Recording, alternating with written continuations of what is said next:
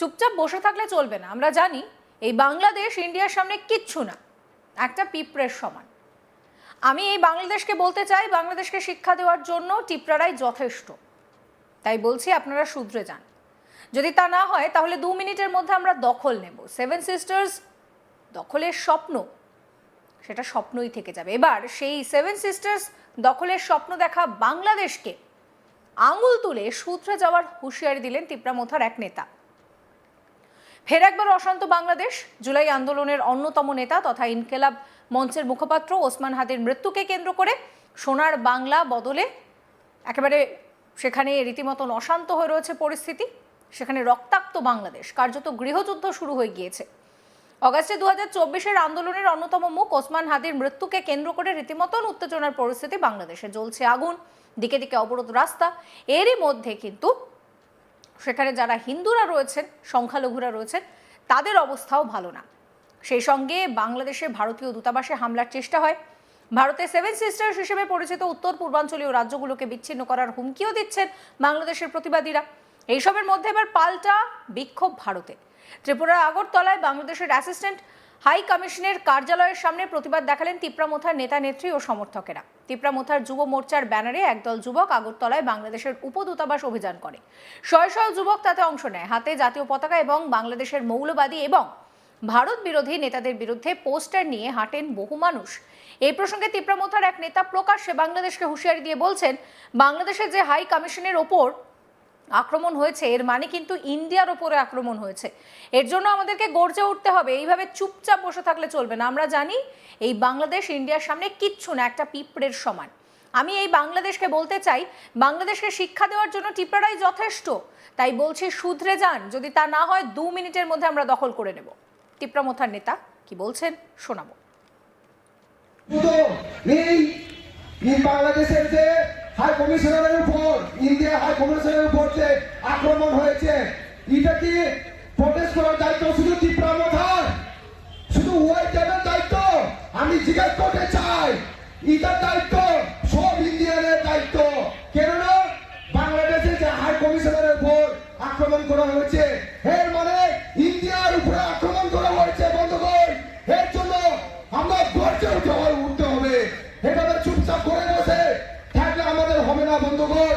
আমরা জানি এই বাংলাদেশ আমাদের ইন্ডিয়ার সামনে কিচ্ছু না, একদম পিঁপড়ার সমান। পিঁপড়া এই বাংলাদেশের এত সাহস আমাদের ইন্ডিয়ার উপর আক্রমণ। আমি এই বাংলাদেশকে বলতে চাই, এই বাংলাদেশকে শিক্ষা দেওয়ার জন্য ইন্ডিয়ার দরকার নেই, নর্থ ইস্ট দরকার নেই। ত্রিপুরা রাজ্যে ত্রিপুরা সারা কাঁপে। ত্রিপুরা রাজ্যে ত্রিপুরা সারা এনাফ। এই বাংলাদেশের শিক্ষা দেওয়ার জন্য নর্থ ইস্টের দরকার নেই। এই বাংলাদেশের শিক্ষার জন্য আমাদের যে তুম্বুর জল প্রবাহ, এই তুম্বুর জল প্রবাহ থেকে জল ছেড়ে দিয়ে বাংলাদেশ সুইচ অফ হয়ে যাবে বন্ধুগণ, সুইচ অফ হয়ে যাবে।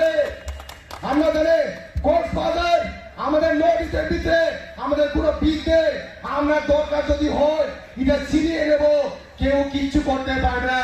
আমরা আজকে বলে দিতে চাই, এই র্যালির মধ্যে, এই সিটিং ডেমোনেশন, এই প্রটেস্ট র্যালির মধ্যে আমরা বলে দিতে চাই, আমরা এখন শান্তিতে করছি।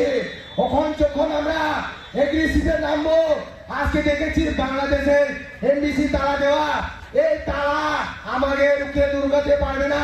এই তালা দিয়ে ইন্ডিয়ানকে লুকাতে হবে না। এটাই বলতে চাই, আপনারা শুয়ে যান, মনে ছিল শুয়ে যান। যদি না হয় বাংলাদেশ 2 মিনিটের ভিতরে আমরা দখল করে নেবো, আবার আগের মতন দখল করে নেব। এটাই বলে দিতে চাই। যদি আপনি না শুধরেন, আপনার পার্টি যদি না শুধরেন, দেখিয়ে দেব ইন্ডিয়ানের কত সাহস, এই ইন্ডিয়ানের কত পাওয়ার। এই ইন্ডিয়ান যদি চায় সব দেশকে 2 মিনিটের ভিতরে দখল করে নিতে পারে, এমন ক্ষমতা আছে আমাদের ইন্ডিয়ানের। এটাই বলতে চাই, মনার ছিল আপনি এই দুকর্ম ছেড়ে দেন, এই বাটপারি ছেড়ে দেন। আমরা যখন বাটপারে নামে যাবো না, এই হাই কমিশন তারা আমাদের কিছু করতে দেবো না। তারা ভেঙে বিদ্রোহ চোখে আপনার এই হাই কমিশন চুলে ফেলে শেষ করে দেবো, আমরা চলে ফেলে শেষ করে দেবো। রাখবো না। এটাই বলে দিতে চাই, আমরা এখন সুস্থভাবে শান্তিভাবে প্রটেস্ট করছি, কিন্তু এই প্রটেস্টের মধ্যে যদি আমাদের মাইনরিটির উপর, আমাদের বাংলাদেশের যারা আমাদের ত্রিপুরা সাদের উপর আক্রমণ করা যদি বন্ধ না হয়, ত্রিপুরা ছাড়া চুপচাপ করে বসে থাকবে না, হাতের উপরে হাত বসে থাকবে না, হাতে চুরি করে বসে থাকবে না। আমরাও আক্রমণের বদলে আমরাও আক্রমণ করবো, করে বসে থাকবো না। প্রসঙ্গত ওয়াইটিএফ এর সভাপতি সুরজ দেববর্মা বলেন যে আমরা আজ প্রতিবাদ করছি কারণ গত 2 থেকে 3 দিন ধরে বাংলাদেশের নেতারা উত্তর পূর্ব সম্পর্কে নানান বিবৃতি দিচ্ছে। আমরা ভারতের দায়িত্বশীল নাগরিক এবং আমাদের ভূমি ও দেশকে রক্ষা করা আমাদের কর্তব্য। সুরজ দেববর্মা কি বলছেন শোনাবো। आज हम वाईटीएफ के दौरान हम लोग एक प्रोटेस्ट रैली कर रहे हैं क्योंकि पिछले जो 3 दिनों में हमने देखा गया है कि जो बांग्लादेश का लीडर जो हसनत अब्दुल्ला के नेतृत्व में वो लोग ने national citizen party of Bangladesh ऐसा करके उन लोग का लीडर हसनत अब्दुल्ला के मुंह से हमने सुना कि वो लोग नोटिस को लेकर वो लोग नोटिस को बांग्लादेश बनाएगा। तो हम कहना चाहते हैं कि बांग्लादेश भाइयों और बहनों, हम लोग को फोर्स मत कीजिए। हमारा नोटिस में अभी तक कोई बीचेस नहीं है, हमारा अभी तक कोई बीचेस नहीं है। सो अगर आप लोग नोटिस को ध्यान आप लोग रखते हैं तो हम लोग भी नोटिस में एक बीच बनाना पड़ेगा। ये हम लोग मजबूरी मत करिए। हम लोग वो बीच का नाम रखेगा ग्रेटर टिप्रालैंड बीच नाम रखेगा। हम लोग आने वाले दिनों में आज नहीं तो कल नहीं तो कभी ना कभी तो हो जाएगा, अगर रोज ऐसा होते ही जा रहे तो, क्योंकि हम छोड़ने वाले में नहीं है। Because we are the responsible citizen of India, we are the responsible citizen of state. तो this is our duty to protect our land, this is our duty to protect our generation. इसीलिए हम लोग आज एक protest rally कर रहे हैं गोरखा बस्ती में, जो सर्किट हाउस में, जो बांग्लादेश हाई कमीशन के सामने। এই প্রসঙ্গে তিপ্রামথা সুপ্রিমো প্রদ্যোৎ মাণিক্য দেববর্মা সোশ্যাল মিডিয়ায় বলছেন যে সব রাজনৈতিক দলের ঘুম ভাঙানোর সময় এসে গিয়েছে। আমাদের আসল লড়াই নিজেদের মধ্যে নয়, মিনি পাকিস্তানের বিরুদ্ধে।